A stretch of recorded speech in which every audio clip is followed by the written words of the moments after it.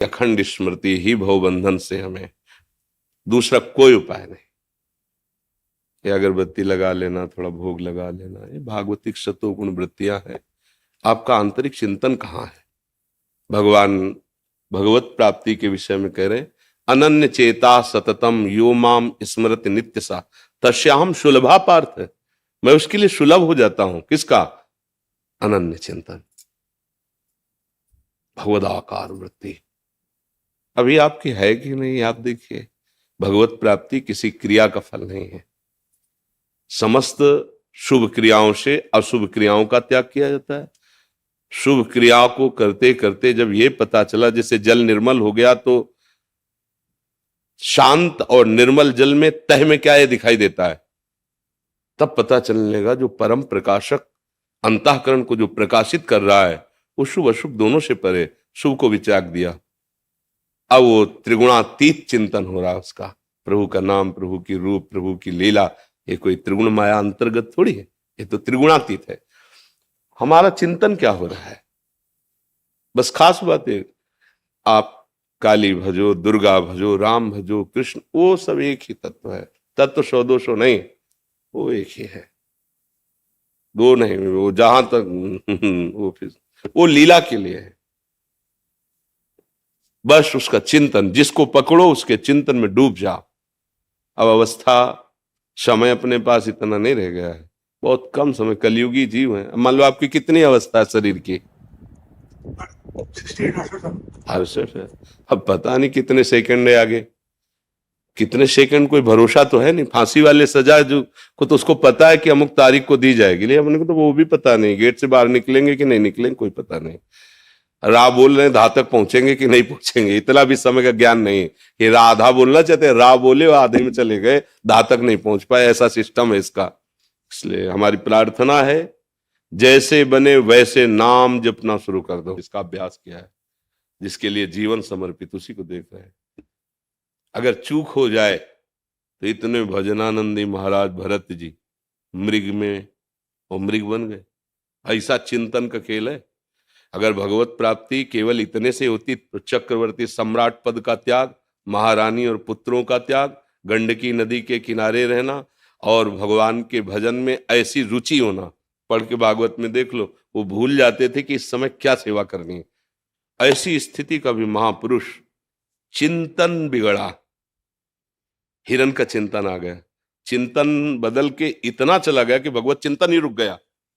पढ़ के देख लो, भगवत चिंतन ही रुक गया, तो अगला जन्म क्या हुआ? हिरण का हुआ। अगर इन सब से भगवत प्राप्ति हुई होती तो फिर हो जाती। खास बात चिंतन की है। तुम्हारा चिंतन कहाँ है? तुम क्या बनोगे? जैसे फोटो खींच रहे हैं कैमरे में अंतिम समय, अब आप एक आंख बंद कर लो या जैसी सीन करोगे वही आ जाएगी फोटो। अंतिम समय जो चिंतन करोगे 84 लाख योनियों में, वही तुम बन जाओगे। तो हम प्रभु का चिंतन करेंगे तो प्रभु बन जाएंगे। प्रभु पक्का सारूप्य मोक्ष, साक्षात भगवत स्वरूप होकर भगवत धाम में विराजमान होना। गीध देह तज धरि हरि रूपा, हरि रूप प्राप्त करके भगवान, इसे भगवत प्राप्ति कहते हैं। और वो होती है अखंड चिंतन अनन्य भजन से। अब ये कितने जन्म में कर पाता है या कितने दिन में कर पाता है या कितने महीने में, ये साधक की लगन और लालसा के ऊपर है। छूट है इसी जन्म में भगवत प्राप्ति, बस अनन्य चिंतन। तद स्मरणेन परम व्याकुलते थी, राधा राधा राधा। चाहे शौचालय में बैठे हो तो हमको पवित्रता पवित्रता का कोई इसमें विधान नहीं नाम में। अपवित्र पवित्र हुआ सर्वावस्थांगतो पिवा या स्मृत पुंडरीकाक्षम सवायाभ्यंतर शुचि। उबाय अभ्यंतर से पवित्र ही है जो पुंडरीकाक्ष कमल नयन भगवान श्री हरि का नाम जपता है, स्मरण करता है, और स्मरण करने वाला ही भगवत प्राप्त होता है। श्रुति जुनेजा जी कोलकाता से। राधे राधे महाराज जी। महाराज जी, गुरु के अंग संग का सौभाग्य और पूर्णता, क्या ये दोनों जन्म के कर्मों का फल है क्या? कृपा का फल है। गुरु का वर्ण होना, गुरु की वाणी में रति होना, गुरु के बताए हुए मार्ग के अनुसार चलना, वस्तु तत्व की प्राप्ति हो जाना, ये सब कृपा से है। इसमें हमारा कोई भाग्य या कर्म नहीं।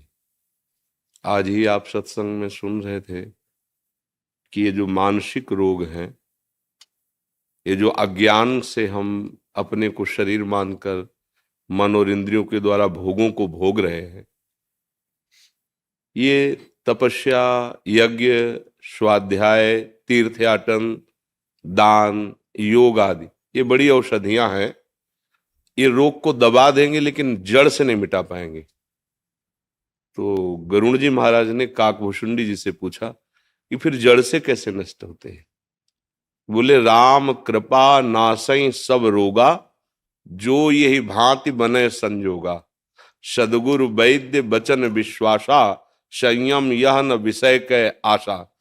बोले भगवान की यदि ऐसी कृपा से संयोग बन जाए तो जड़ से रोग नष्ट हो जाए।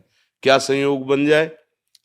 हम तो यही प्रार्थना करेंगे कि बस अधीनता, गुरु अधीनता, अपने गुरुजनों को, अपने महापुरुषों के अधीन रहे, कभी उनमें दोष दर्शन न करे, सदैव नजर झुकाकर उनकी आज्ञा में रहे, तो माया भयभीत होकर भाग जाएगी।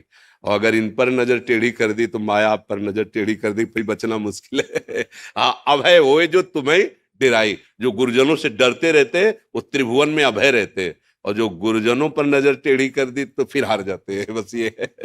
धन्य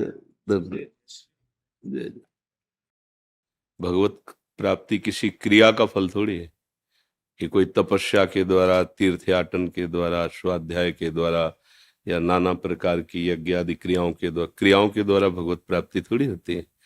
भगवत प्राप्ति तो समस्त त्रिगुणात्मिका माया के द्वारा रचे हुए आकर्षण का त्याग, जिसे वैराग्य कहते हैं, और अनन्य चेता सततम यो माम स्मरति नित्यशः तस्याहम सुलभा पार्थ।